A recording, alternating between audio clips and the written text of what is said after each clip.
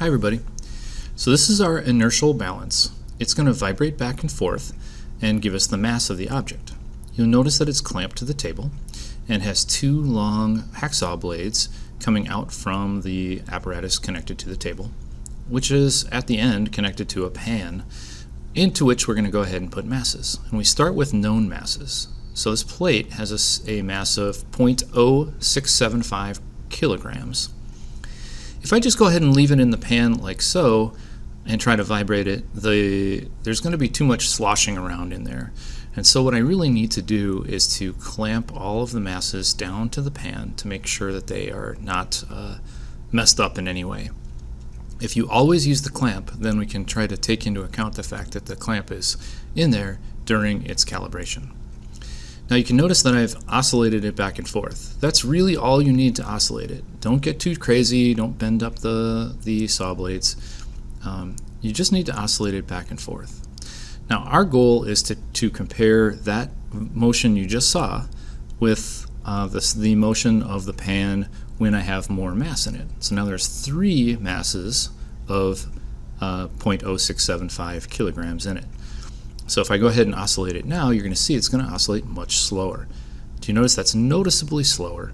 And so as a result, it's going to be, we could use the time of oscillation, which is called the period, to be able to figure out what the mass is. So that's our goal. To do that, we'll need our stopwatch. So I got my stopwatch out.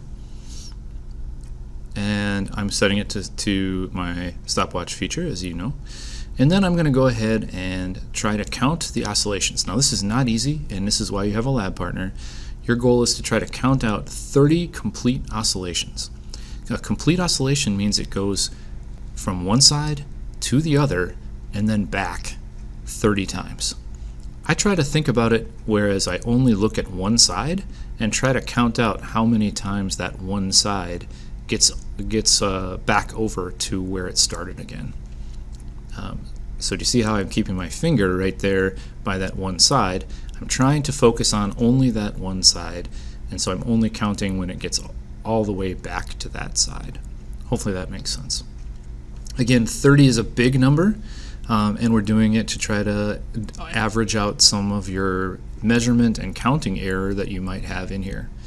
If you're at all worried, feel free to take data multiple times to make sure that it works, and you should be good. Now, that's how you do it with the flat plates.